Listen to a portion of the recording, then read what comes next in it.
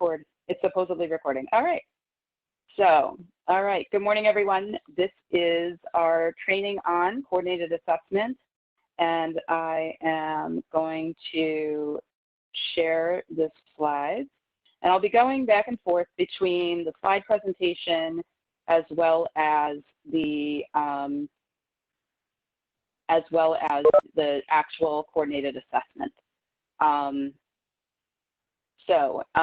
I'm going to start with just in general how one accesses the homeless. Oh, hang on. Got to go back to that.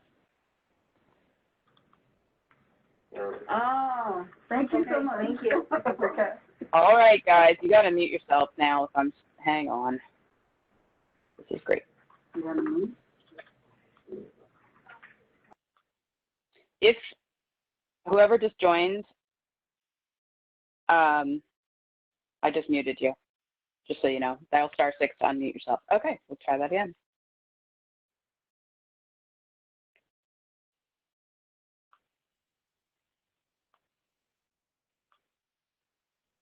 All right, so to access the homeless service system,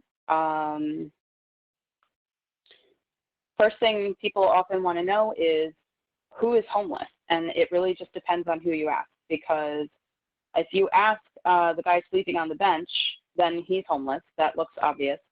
But what if someone is sleeping at their grandmother's house in the living room or on the floor of the dining room? You and I would definitely call that homeless, but there are others like the federal government that would not. So the definition of homelessness, according to HUD, which is the Department of Housing and Urban Development, says that an individual or family is sleeping in a place not meant for habitation, a shelter, or a homeless transitional housing. That's who they say is homeless. For purposes of eligibility for a lot of HUD-funded housing that we will be talking about, that they have to meet that definition. And by the way, a shelter could also include a hotel paid for by an agency, such as the Board of Social Services. If a child is homeless, the McKinney-Vento Act, which governs homelessness in education, would say that a family is homeless if they're doubled up. So that family that's sleeping on someone's living room floor, they would be counted as homeless for the education system, but not for HUD resources in terms of HUD-dedicated homeless resources. That does not include children and young adults in foster care or in juvenile justice, because they would be either still in the care of their parents who might be housed, or they would be under the state's care and custody.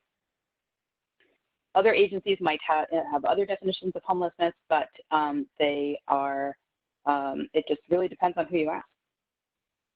In Middlesex County, in every jurisdiction in the country, there is a continuum of care, or a COC. In Middlesex County, that continuum of care is often somewhat affectionately referred to as MCCIC, Middlesex County Housing Continuum of Care Committee. Not sure where that came from. It happened a long time ago.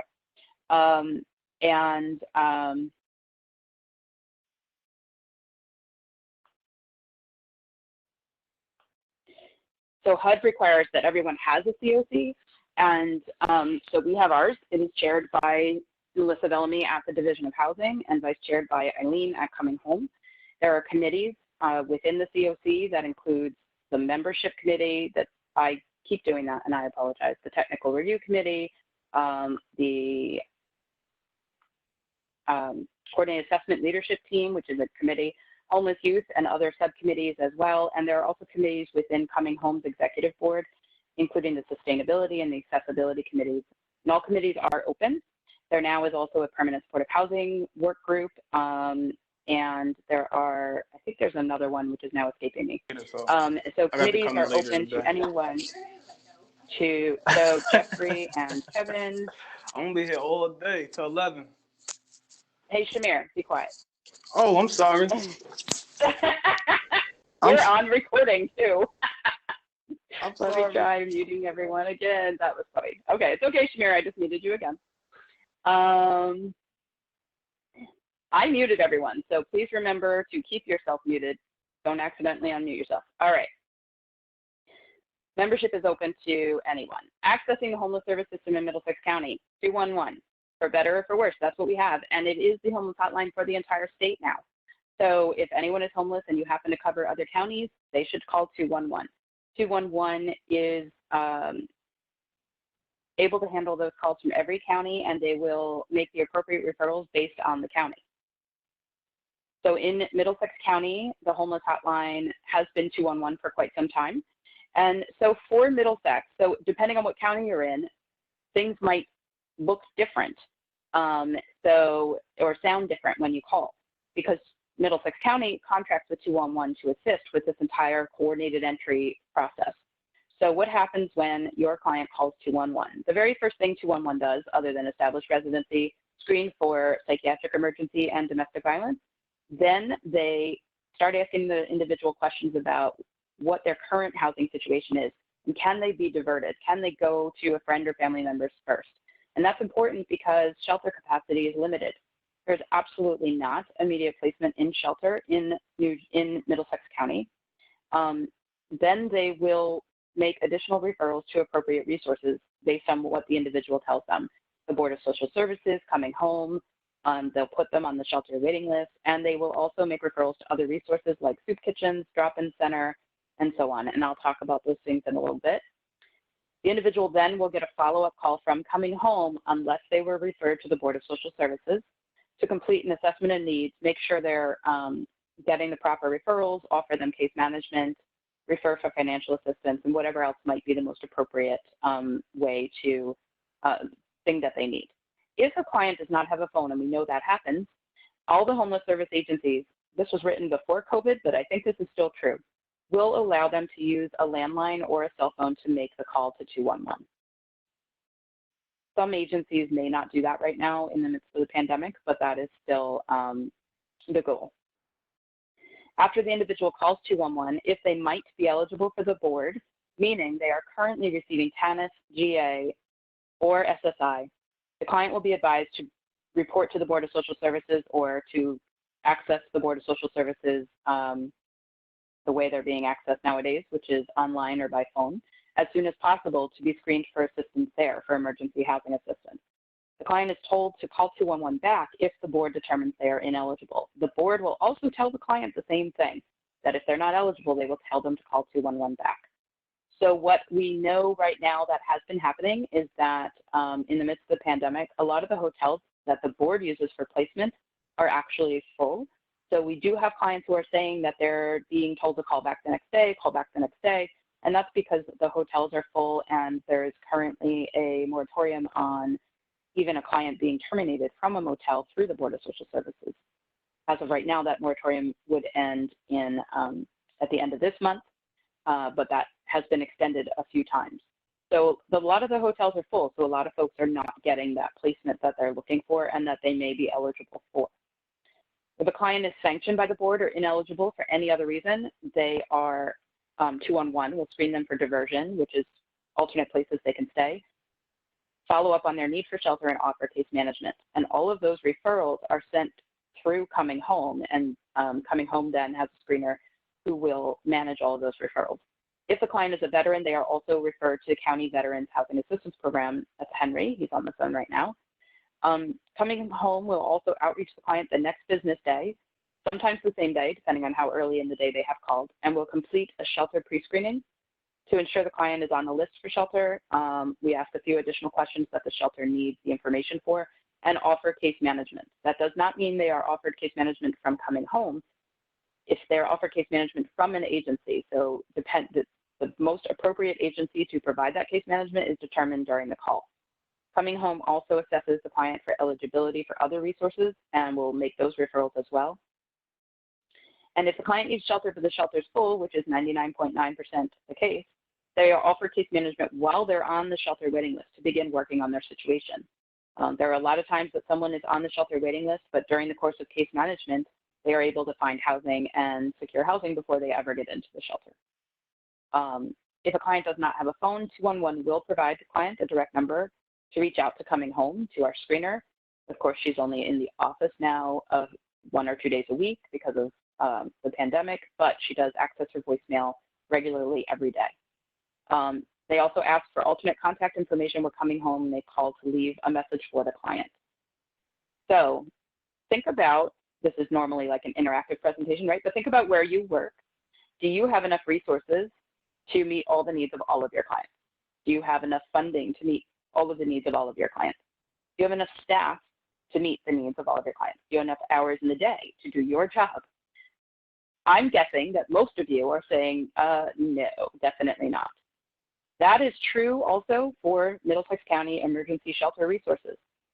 For families and couples without children, there are a grand total of 80 beds, and that is operated by Catholic Charities and FISH, two separate organizations. So when you say, why can't this family, they're in crisis, why can't they get into shelter? It's full.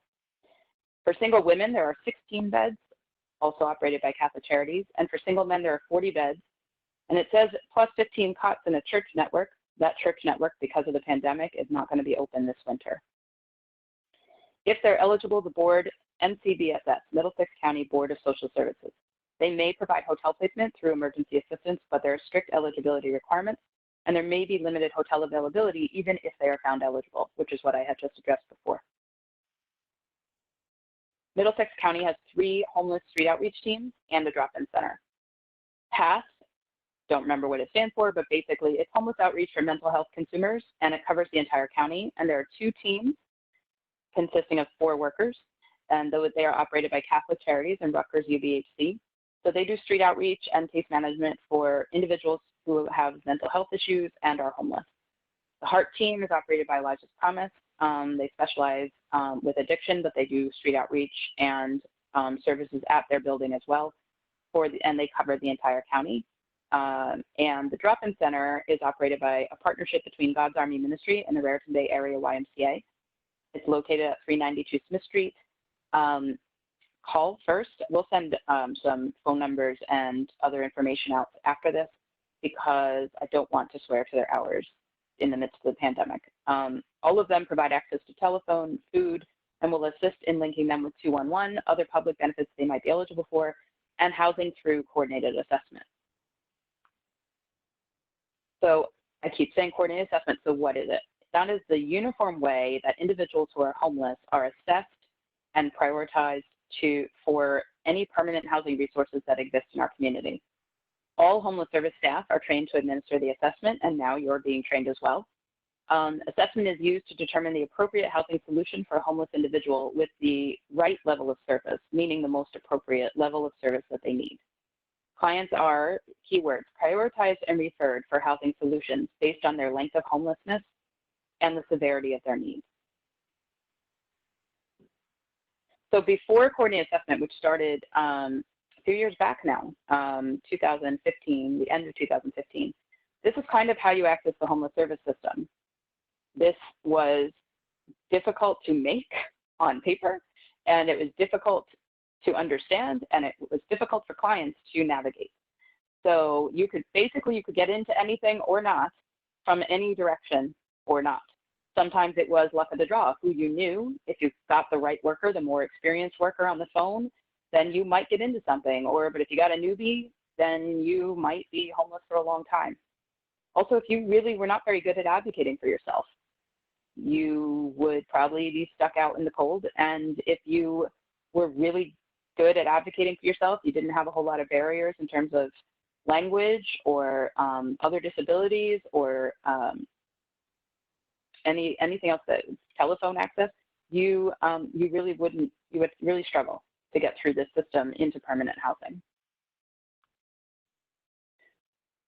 So imagine if you were a hostess or a host at a restaurant, back when we used to be able to eat in restaurants, and how would you decide who would sit at which table in a restaurant? And so what is the goal? The goal is to make sure your table is full, right? Again, this is pre-pandemic. If all the tables are full, except for a table that seats 6, and a couple walks in, are you going to seat that couple in the midst of rush hour, the dinner rush, or are you going to wait for the next 2 top to become available?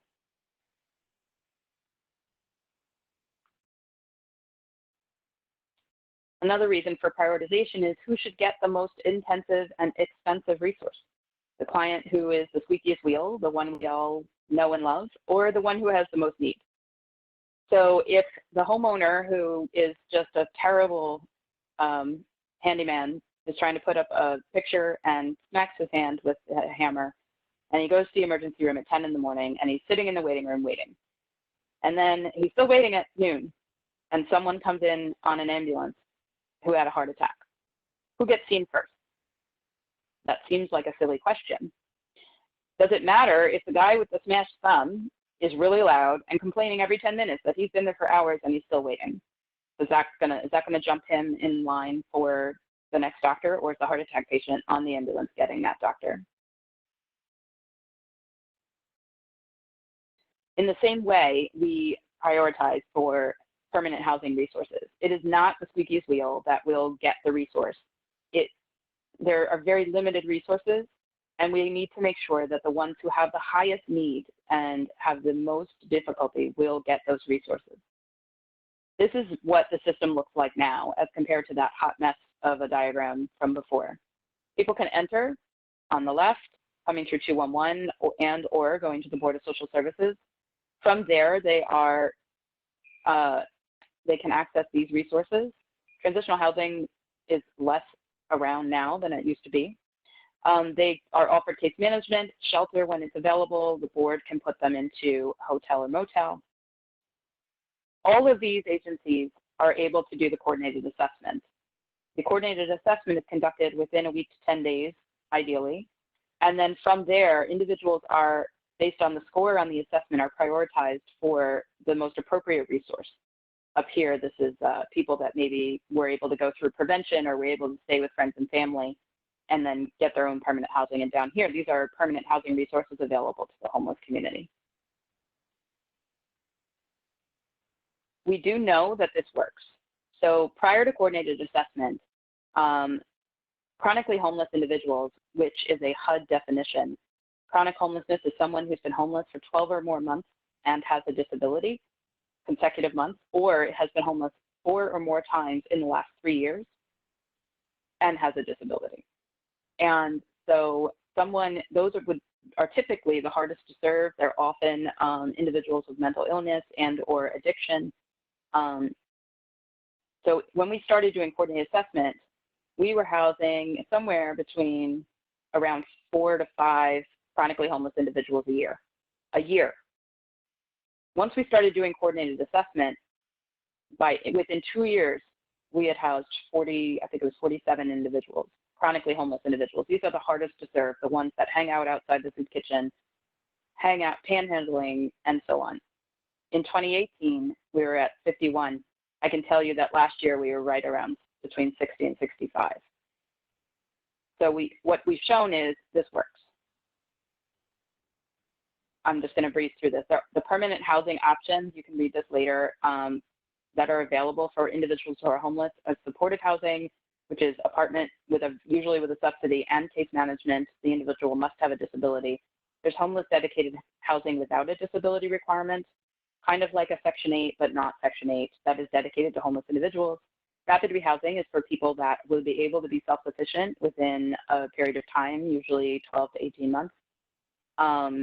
And people that are not eligible for those, because all of those resources need to meet the HUD definition of homelessness to be eligible, which is street or shelter.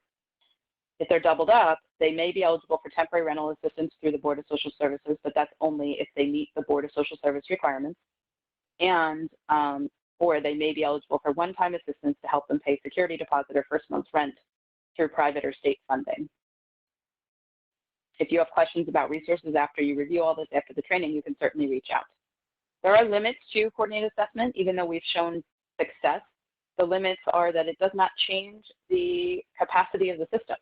The shelters are still limited. The permanent housing options are still limited. On the permanent housing side, the COC is continuously trying to increase those resources, but that's a slow and steady process. The ideal system would have additional staff for coordinated assessment, including more case management. And the coordinated assessment system helps to identify gaps, but the resources are not always readily available to address those gaps. And in particular, when I talk about that, I think about the reentry population. So we know there is a gap for certain reentry individuals, and that doesn't mean that the resources exist at this time to address those gaps. So now we're going to get into the actual coordinated assessment, but I'm going to pause for a minute and just check. Does anyone have any questions so far? That was very quick, going over how to access the system. You can type in the chat because I got myself out of my screen share. See if anyone has any questions. Okay, so I'll just ask Cassandra and Michelle, just keep an eye on that as well while I go back to the presentation.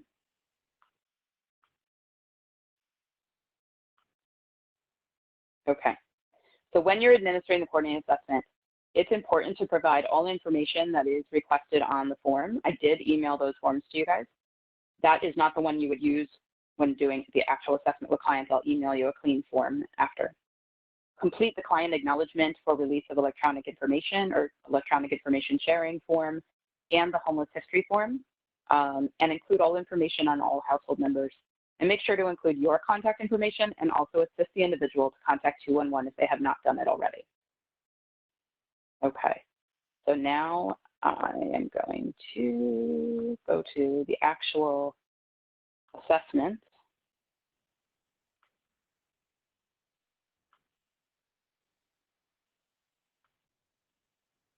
So this is the document I had emailed to you guys. This is the actual coordinated assessment. The version that you have, if you have a version from before this, you should discard it and make sure you're using this one. It says revised COVID 6-2020. Because this was revised in order to accommodate for coronavirus vulnerabilities and make sure individuals that would be more susceptible to bad outcomes if they were to get the coronavirus receive increased scoring and are prioritized higher on the list for housing resources. This part, this is the first sheet. This needs to be completed in full. Client name, and I've highlighted things that are often missed, client name and social security number. Apparently I need to also highlight client name because I've been getting a lot that only have a social. Make sure you put the client's name. Race and ethnicity, this is just for our, because we have to enter it into our homeless management information system. Your contact information, the client's date of birth and the client's phone number if they have one, and additional household members and the information about those individuals. Okay, so question number 1, where did you sleep last night? So literally the night before, as you are sitting with the client, where was the client sleeping the night before? The client, if the answer is anything that is crossed out here, other than these first 2 answers, then you do not need to complete the coordinated assessment. We can have a conversation, they can still call 211 to access resources, but the coordinated assessment is only for people who are in one of these 2 locations, place not meant for habitation or emergency shelter. That includes a hotel or motel paid for with an emergency shelter voucher, or in other words, by an agency, like the Board of Social Services, DCPMP, sometimes another nonprofit or a church will pay, but not a hotel that's paid for by an individual, friend, family member out of their own pocket. That does not count, according to HUD. So the only reason you are doing this coordinated assessment is if they are in one of these 2 locations. That's why everything else here I've crossed out. It will not be crossed out on the clean form that I sent to you. I'm just letting you know that these are the only 2 answers that get them into this trying to access the permanent housing for homeless people. How long have you been staying there? So in a place not meant for habitation or in a shelter or hotel placement, how long have you been in that location? I've crossed out these answers that don't do any good. If you were checking off these answers, client doesn't know, client refused, data not collected for anything, then that does not complete the assessment properly and it won't help you. Residents prior to the current location. So they're on the street or in a shelter today, but where were they before that? Okay. The answer to number 1 and number 3 cannot be the same because they were not in a place not meant for habitation and now in a place not meant for habitation. So they were somewhere different before. It might be a different place not meant for habitation. So maybe they were at the train station and before that they were sleeping in the parking deck. That's all still a category, all right? So think of it as a category. They could be in any other of these locations prior to where they are now, because you're only doing this if they are currently on the street or in a shelter or hotel placement. The approximate date homelessness started. What that means, and this is all on the slides that I will send out to you, that means when did they get on into that location where they are now? Or what was the first day of their most recent, which is their current homeless episode? HUD counts homelessness in terms of episodes, and episodes are broken up by stays in places that are not homeless. For example, if they stayed at their friend's house for a week and were on the street before that, and now today they're on the street again, they have 2 episodes of homelessness because they were somewhere else in between. So there are some nuances to that, but for everybody in the community who's doing this, unless you are a homeless service provider and you know all the nitty-gritty details, you will just use a week as the gap. So someone was on the street, then they're not for a week, and then they are again, that's the gap. All right, so that's what defines a separate episode, okay? 1 time, 2 times, up to 4 or more times, all right? Total number of months. HUD wants us to try to help the client to count. It's, difficult, especially when a client is impaired, to try to tell their own homeless history. So I'm gonna try to switch to the other document. Bear with me. We use the homeless history form to, let's see if I can get to it.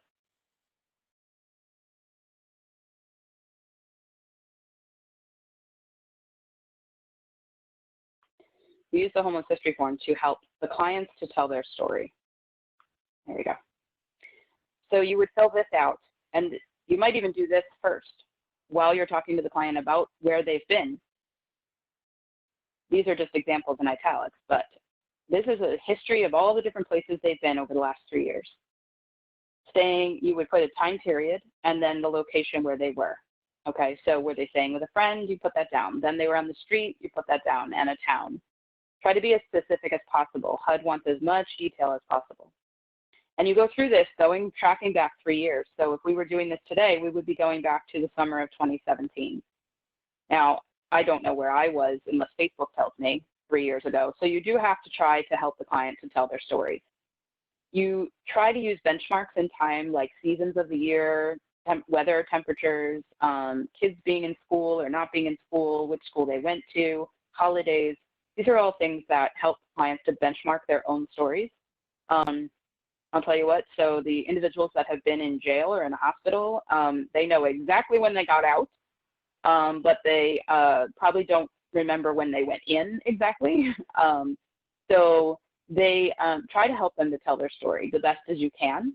And then any documentation that can be obtained to support that story is helpful in terms of what HUD ultimately asks of the homeless system to document that. So if you do this first, this then helps you to tell the story on the other page where it says number of episodes and total months homeless, because then you just add it all up. This must be completed because even if you have it wrong, then the people that do this every day, all day, will be able to look at it and review it and tally it all up. Okay. Austin does not, I can see you. Can you see the questions right now again? I'm on number 6, or you see that, or are you still looking at the homeless history? Questions? Are you even looking at the screen?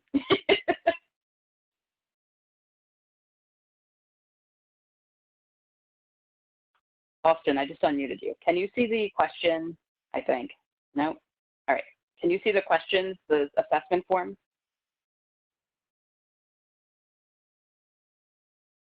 I'm still stuck on the homeless history summary. Okay, thank you. That's what I just needed to know. Thank you.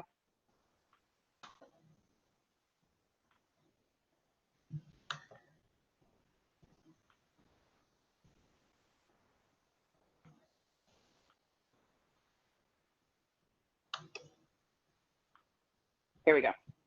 Okay, so back to the questions. After you go through their homeless history, then you're just checking in with them on their income. You check off, by the way, for this entire assessment, please check off the answers on the left side. Do not do the scoring. Coming Home will do all the scoring. Don't even worry about it. So you're going to check off all the answers on the left-hand side. If you don't do that, we won't know the answers. All right, so you check off everything on the left-hand side. And then for earned income, you also write in the monthly amount. Again, do not worry about the scoring. Okay, so you're going to check off what they have. Please go through this whole list with them because they may not know, they might forget to say that they have child support, but they do. So go through the whole list, ask them, do you have each one of these things? And then write in the amount that they identify, and that would be a monthly amount. Then just check off if they have food stamps and if they have health insurance, and if they do, which health insurance they have. Do you or anyone in your household have any disabilities? For the purposes of HUD's definition of homelessness and disabilities, a disability is something that impacts their ability to live independently on their own without assistance. So a lot of people in the world have asthma. That does not mean that it's a disability. A lot of people have depression. That does not mean that it's a disability. Does that disability or condition affect their ability to live independently? Does it affect their ability to pay their bills on time? Does it affect their ability to take care of their own activities of daily living? That kind of stuff. So that is the definition of a disability for HUD's purposes. So don't say they have asthma and tell me that's a disability unless they're in the hospital every week because their asthma is so uncontrolled, and it has been for years. It also is something that essentially has to be a permanent condition. So they broke their leg and they're going to be out for 6 months is not a disability for the purposes of this. This is the crazy disability checklist. When we revise this, we're going to make it cleaner, but this is what you have for now. These are the disabilities that are recognized.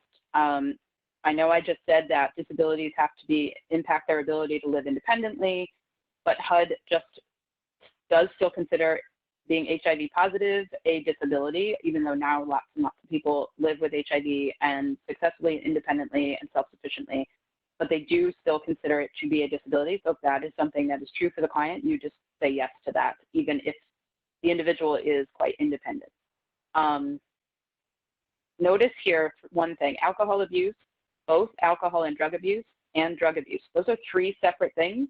Don't check them all off. If they have both, just use the one that says both. If they only have one or the other, then you just choose the correct one.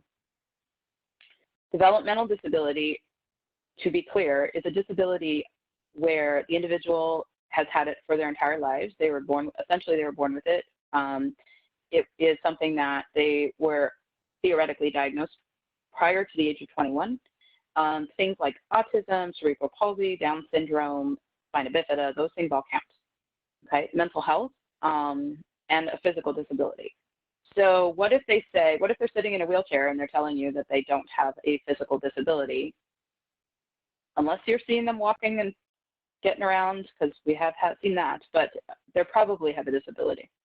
There's a few folks out on George Street right now who are in wheelchairs. They do all appear to actually be disabled. There was an individual at one time who would easily get up out of the wheelchair and go into a store and do his shopping and then just go back and sit in the wheelchair. So we're not sure about that one, but the ones that are out there now, if they're in a wheelchair, most likely are the case. If you said yes to mental health, please write in a diagnosis, because it does help us in determining eligibility for certain programs without having to call you back. Here are the additional questions for coronavirus vulnerability. These were taken from the CDC. So in order to be sure that someone is prioritized for housing who is particularly vulnerable to death if they were to get the coronavirus, we added this and the age question in. And this went through the entire COC and was approved, and this was effective June. We are going back and reevaluating all of the assessments that have been done previously by either contacting the case manager that submitted the assessment or trying to contact the client themselves. So if you checked off chronic health up here, then you would also be checking off if any of these specific chronic health issues apply. And if the individual is age 60 or older, then you will check it off here. That allows us to, even if they have a short homeless history, it allows us to increase their score and make sure that we can get them housed as quickly as possible. Again, please keep in mind, it did not change the actual resources. It does not change the capacity of the system. We still only have X number of vouchers and X number of permanent housing units, but it will increase their likelihood and their the time frame in which we might be able to house them. Have you or any member of your household been a victim or survivor of domestic violence, yes or no? And if the answer is yes, then for number 13, when did that happen? Okay. Just to be clear, when we do get, specifically from a victim service provider, when we do get a coordinated assessment, we maintain a list of all individuals that have the coordinated assessment completed and their scores, so we know who's up next for housing. But for individuals who experience domestic violence, we do not keep their information on that same list. However, we do keep it in a way in which it is maintained and they have access to all the permanent housing resources in the same way they would if they were on the actual list. That information is stored separately. It is not entered into our homeless management information system, but those individuals are offered all the same resources that anyone else would be offered if they are experiencing domestic violence. But we do keep that separate so that their identities cannot possibly be, identity and location cannot be shared. The last three questions get to an individual's particular vulnerabilities and their use of public systems. So how many times has the individual or any member in their household had an interaction with police or been incarcerated or arrested in the past year? How many times in the last year have they been to the emergency room or been hospitalized? That would be a medical hospitalization. And then the last question is, how many times have you or anyone in your family been inpatient psychiatric or mental health facility in the past year? So those questions get to their use of public systems and also their vulnerabilities often due to their homelessness. Okay.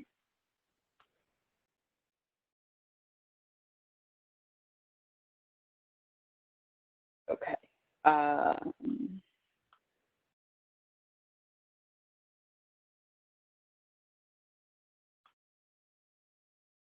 All right. So the slides did go through all those questions.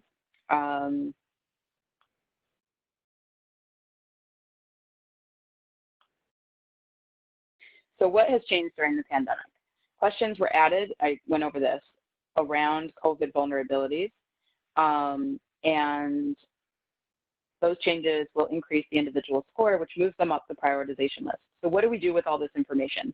We take all these assessments, and we maintain lists for permanent supportive housing, other homeless dedicated housing, rapid rehousing, and people are referred when there is an availability based on their ranking on the prioritization list. We do our best to also make sure that they are also eligible for those resources, because some resources have very specific eligibility criteria. For example, some of the permanent housing resources maybe would not accept someone who has Megan's Law registry. So we need to make sure we have that information. We would call you and ask you that afterwards, like when their name came up on the list. So the people that are highest on the list tend to be people that have been homeless the longest amount of time, and they also have disabilities, and most of those people usually have multiple disabilities. And the reason that we changed this scoring a little bit, it doesn't change someone who is already at the top of the list, but it would increase someone who maybe was not at the top of the list, but has the vulnerabilities around coronavirus to increase their score and move them up. So someone who's a senior citizen, but maybe only has a couple of months of homelessness, would not have scored very highly, but now they're going to move up the list. So it doesn't, and then the COC and the state have been awarded additional funds for homeless response during the pandemic for shelter activities, street outreach, prevention, and rapid rehousing programs. So you're going to start to see those resources hitting the streets very soon. So just pay attention to your emails because that stuff will come out. And in fact, the state is doing a rapid rehousing program. So for individuals that are able to be self-sufficient financially within a year, so hopefully they'll be able to be working again by the end of the year. God willing, we all, come out of this a year from now and the world reopens normally. We will be able to, the state will provide them with some rental assistance for up to a year. So you want to make sure if you are not a homeless service provider and you don't normally do these, but you have a homeless client, that you are completing a coordinated assessment and getting that information sent in. If you, after this training, you take a look at this, you look at all the slides, you review everything, and you say, you know what, I'm still not comfortable doing this, that's okay, because there are plenty of people out there that do this every day. So you can just make sure the individual contacts 211, and then we will make sure that that person gets assessed. So what is your role? Because there are a lot of folks on here who are not traditional homeless service providers. There are mental health providers on here. There are reentry folks on here. What is your role in helping end homelessness? So allow a homeless individual to use a phone so that they can call 211, because that is the way in. Conduct and submit the coordinated assessment. And if you don't feel comfortable with that, just, have them call 211. Email Cassandra to participate in the Case Managers Collaborative to stay up to date on homeless resources. And so I have her email here. This is the slides that will get sent out to you, so you don't have to start writing down emails. Join one of the committees of the COC, and volunteer at the point in time when we do it, which is a census of the homeless in January, and volunteer at a Code Blue site, which is a warming center overnight in certain towns when it's particularly cold. And so we conclude with my contact information. I will send all of this out. You all also got an email from me at one point. All right, I see. Maggie, just to be clear, we are not including disabilities unless it impairs their, correct. So on the disability question, to be clear, a disability is a disability by HUD definition if it impairs their ability to live independently. And by that, I also mean being able to be financially self-sufficient. So does that answer your question, Maggie? So I will tell you that if the individual receives Social Security Disability or SSI, that's an automatic. So if they receive one of those sources of income, you should absolutely be checking off that they have a disability and that they are, and what that disability is, because that means the federal government already decided they have a disability. So we're going to go with their definition and work with that. Okay, even if the individual, that's why with the HIV, they could be getting Social Security Disability or SSI and still be relatively self-sufficient. So definitely if they get SSI or SSD, that's an automatic. So you would check off whatever it is that they have that for. It is really important, again, if they have the mental health condition, that you identify what their diagnosis is, because that is critical. All right, so if you have questions, you can type into the chat box now, or you can unmute yourself, and I will warn you, if it gets crazy, I'm just going to mute all again, and I'll just go through one by one.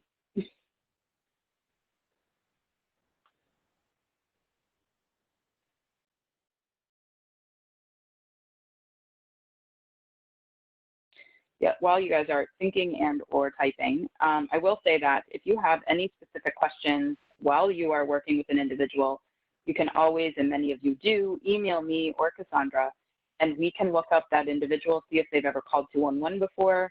When, if they have called 211, we can tell you what they were told. 99% of the time, they tell you something that they called 211 and nobody ever called them back, or it just rang and rang and rang and nobody ever answered, or I don't know, any number of other crazy things. So that is not how that works. And I guarantee you that is not what happened. They called 211 and they were given instructions. They probably did not do what they were told to do. Right, Austin? So they, we get emails all the time about, did so-and-so call? They said they called. Yeah, they called 2 years ago. So that happens all the time. So you can feel free to reach out to us and we'll tell you exactly when they called and what happened during that call. The only thing we won't know, we will not know if they called and they were assessed before 211 even started collecting our information, if they were assessed as being at psychiatric risk or a domestic violence victim, then they are not entered into our system. They are immediately directed to, or I think warm transferred to a psychiatric crisis hotline or to the domestic violence hotline. So that information is not information I would see.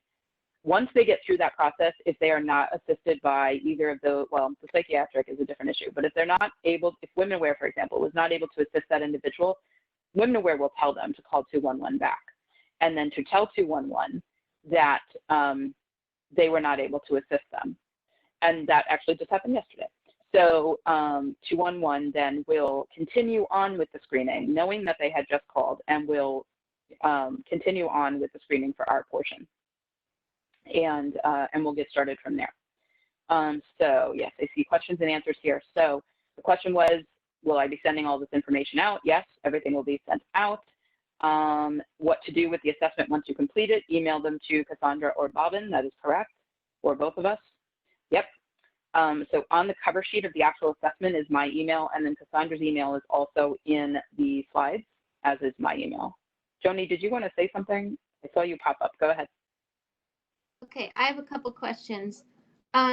So for number 8, it sounds like you have a pretty strict definition of a disability, that it really needs to be affecting their ability to live independently. But then number 9 is like a list of all different kinds of conditions that people can have. So for example, if you get to number 9 and you know mental health, they do have depression.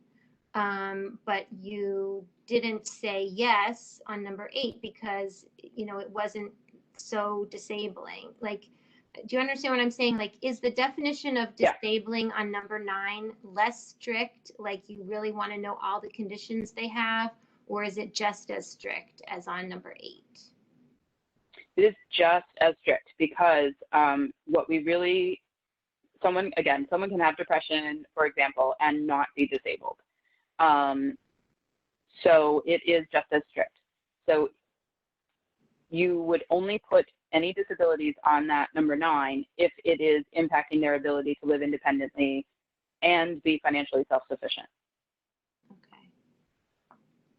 But if somebody, let's say somebody was getting SSI or SSD for something, and really clinically we know that client and they're actually pretty high functioning now, but in that case we probably would go ahead and check off whatever that was on number 9. Yes, if they are receiving SSI or SSD, absolutely. Okay. I have a couple more questions? Yeah. Okay. At the beginning of this, you said that if you sit with a client and you and the client fill this whole thing out together, you should still have them call 211. So is that to like? Well, that depends. Okay. So if you're doing the coordinated assessment with the client and you submit it on paper, and that client has no interest, and you're their case manager, so they don't need case management because you're case managing them. Mm-hmm. All right, so they have case management. They don't need another agency case managing them. And I will tell you that even if you want to hand them off, you're the case manager, you got them, that's it. And the reason I say that is because there's only so many case managers in the system. So, you know, as much as it might be helpful, we can provide some resources. We can't take on, we or the other case management agencies would not be able to take that case on for you. Right. Because, you know, there's only so many of us as well. So if they want shelter, though, then they should call 211. But if they will never go into the shelter, then it's not necessary, because at that point you have sent in the assessment and there's no need then for them. If they're not going to accept shelter, then there would be no need for them to call 211. If that changes and they change their mind and they're like, oh yeah, it is actually getting cold out, I would like shelter, then they would need to call 211. However, I will tell you that the list for shelter is extensive. And there is, as I said before, there is no immediate placement. And people are, I will also say that people are prioritized for shelter in similar way that people are prioritized for permanent housing. In our community, we do prioritize people for shelter who have been out on the streets for a very long time, who have multiple chronic health or other disabilities, and who are seniors. So those individuals are prioritized for shelter, just like they're prioritized for permanent housing, because we want to make sure that especially even more so now, right? We want to make sure that we're doing everything we can as a system with the limited resources we have to make sure that no one's, you know, honestly at risk of death. So some of the resources that are coming out through the federal government, the funding that has been received, allowing for increased shelter capacity, we are looking at ways to make sure that's happening. Okay, I have one more and it's quick. Yep. Number 16 about the inpatient psychiatric hospital or mental health facility. Is that not substance abuse? So like. That is technically not substance abuse, correct. Okay. But if they went to the emergency room due to substance abuse, you could probably put that on number 15. Correct. Okay. Yeah. And those last 3 questions are all in the last 12 months. Okay. Okay. Okay. That's it. All right. I want to go. Irene had a question before. Irene from Catholic Charities. So, Irene, so clients do often provide conflicting information. So that happens all the time. It's been happening since we started doing this. So they tell Catholic Charities one thing, they tell my office something else, they tell 211 a third thing. And so what we do is, Irene, we pull what we have, we pull it together. And that's a situation where my office would talk to your office and we would come and then we would try to talk to the client and get to the bottom of it.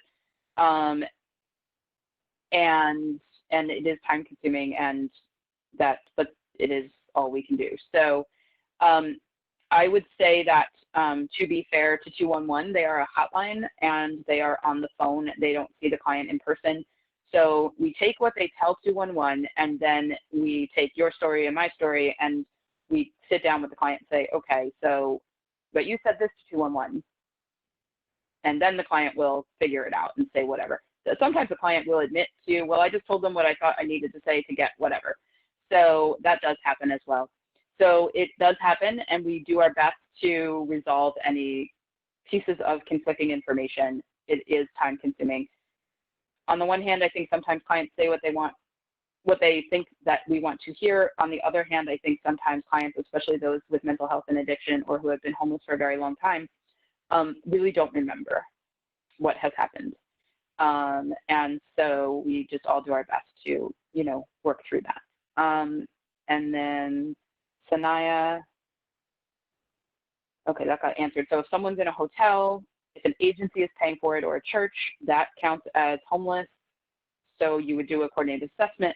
If they are paying for themselves or their grandma or their mom or dad are paying for them, then no, that is not homeless. So that would not count for coordinated assessment.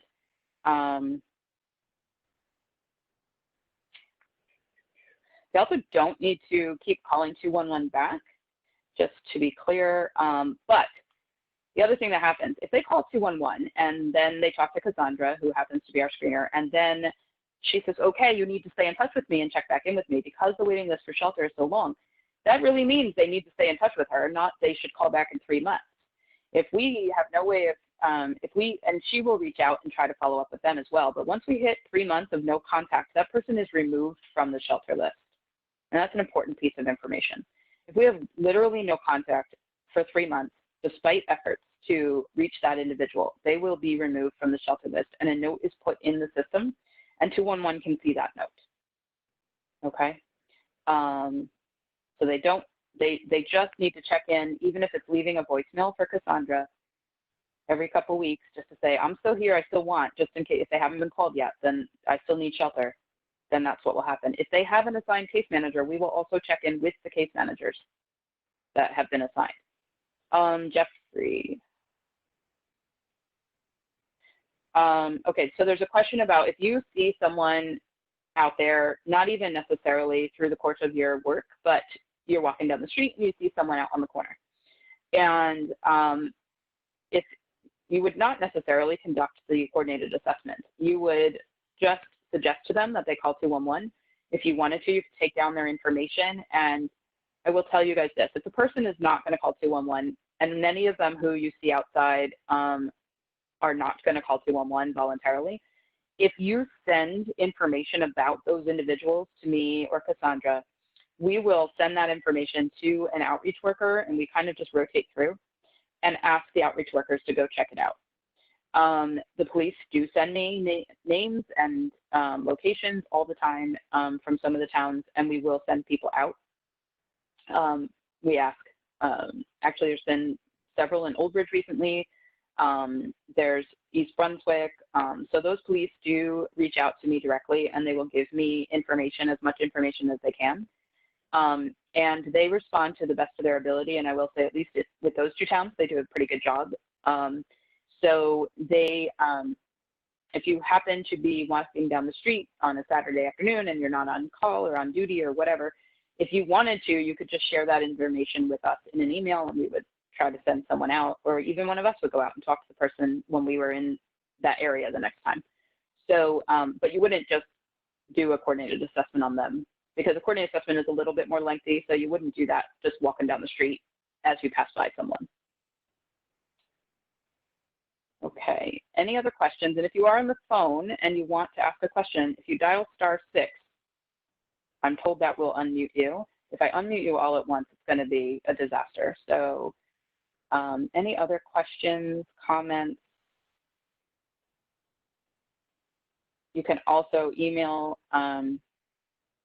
offline, just send an email after I send out the materials. So I did hear some beeping while the training was going on, and so that means people were either calling out and coming back in, or new people were joining. So if you joined and at the beginning of this meeting I did not say your name, please send an email to Cassandra and I so we know you were here. All of these materials will be sent out, and I think that's it. So thank you all very much for participating. I really appreciate it. And we will see you all soon. So watch for that email. I will send that out shortly with the materials. Have a great day, everybody.